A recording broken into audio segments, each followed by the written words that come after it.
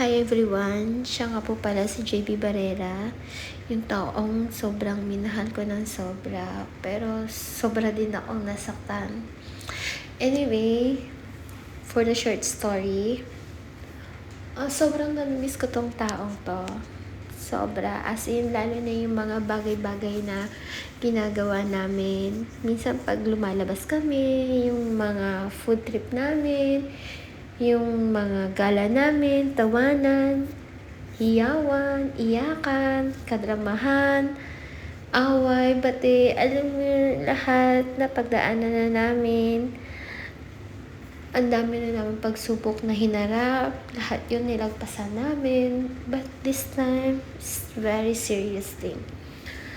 Siguro hindi ko na alam kung hanggang kailan na lang ulit, or kung hanggang talagang dito na lang, tutuldukan na po namin ang dating JM Love Team from Oman to Dubai. So, hindi na po namin tumayo uwi until Philippines kasi nagtatapos na po dito lahat. Anyway, nagpapasalamat po ako sa kanya kasi ang dami ko natutunan sa kanya na hindi ko alam noon. Like sa pagluluto, sa ibang bagay na, okay, pwede pala to, bawal pala yan, ganito, ganyan. So, marami akong natutunan for her. And thank you kasi meron kang blessings na iniwan sa akin na talagang hindi ko pagsisisihan at hindi ko siya bibitawan habang buhay. Thank you kasi binigay mo sa akin sa MM. Aalagaan ko siya at mamahalin gaya ng pagmamahal ko sa'yo. Sana lang balang araw maalala mo ko kahit makahanap ka na ng bago mong mamahalin. Sana hindi mo ako makakalimutan. Hindi mo makakalimutan si MM. In short, hindi mo kami makakalimutan mag-ina. Kahit masaya ka na sa bago mo. Sana nandiyan pa rin kami sa puso at isipan mo. Hindi kami mawawala sa'yo. Sana yung mga panahon na ginawa natin masaya, sana maalala mo pa rin yun. Sana lang talaga. Hindi kami mabubura sa buhay mo. Kahit anong mangyari. Sana naging bahagi kami ng journey mo na pinakamasaya. Hindi lang yung pinaka-worst sa buhay mo. Sana rin kahit paano may natutunan ka rin sa akin. Kahit ako yung pinaka-ahead sa'yo, pero mas mature ka mag-isip. Sana lang magtagpo pa tayo in a good way. Yung tipong wala nang sakit or alam mo yun, wala nang negative vibes pag nagkita ulit tayo. Anyway, thank you so much for everything. Yung dahil sa'yo, nakilala ko pa ng lubusan yung sarili ko. Kasi para ako nakawala sa isang cave na nagpatunay na, ito pa pala ako. So, may iba pa pala akong dapat gawin for my life. Hindi lang yung ganito, ganyan, kapag may partner.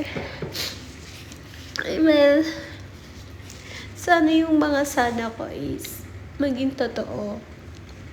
Palang araw, sana magtagpo ulit tayo. Sana makahanap ka ng babaeng karapat-dapat sa'yo.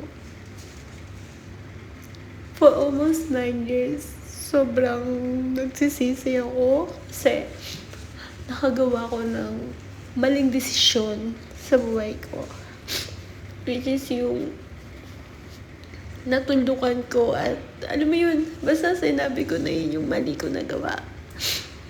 Sayang yung pagkakataon na binigay ni God na mag-okay tayo. Pero siguro there's a reason kung bakit hindi tayo naging okay ulit. Baka malay mo, may masigit pa pala sa akin. Pero sana lang makontento ko na sa magiging bago mo. Hindi ka na yung oh my God, may kulang pa sa kanya. Oh my God, bakit ganito, ganyan. Sana siya na yung makakasama mo for life. I know you're strong. Hindi kita katulad na may kahinaan pa rin ako kahit papano. Kasi you know naman na hindi ko kaya mapag-isa. But I'm trying my best na mabuhay na mag-isa with MM. Actually, hindi pala ako nag-isa because I have MM right now. Thank you so much kasi ito yung magandang binigay mo sa akin.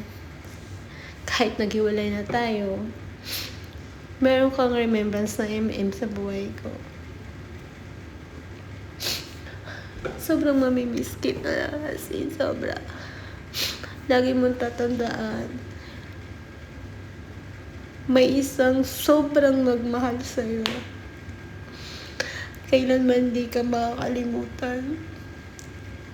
Now, you and me are officially sign off.